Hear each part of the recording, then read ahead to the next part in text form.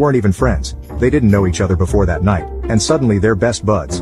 5. That guys can go from fighting and beating each other up to suddenly being back to friends. Are you guys really friends? Is it just taking frustration out on each other? What is it and how? 6.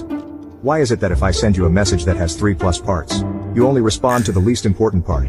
If I'm like, hey, I saw our mutual friend while running errands. Let me know what you want for dinner, I'm about to go pick it up. And did you take out the trash? Get a response that says, oh yeah Dave, haven't seen him in a while. 7. He uses my expensive shampoo to wash his whole body when there is a bar of soap right there. 8. My wife says she never understood how my friend walks into the apartment and goes straight to the kitchen and grabs stuff to eat, drink like it's his own home.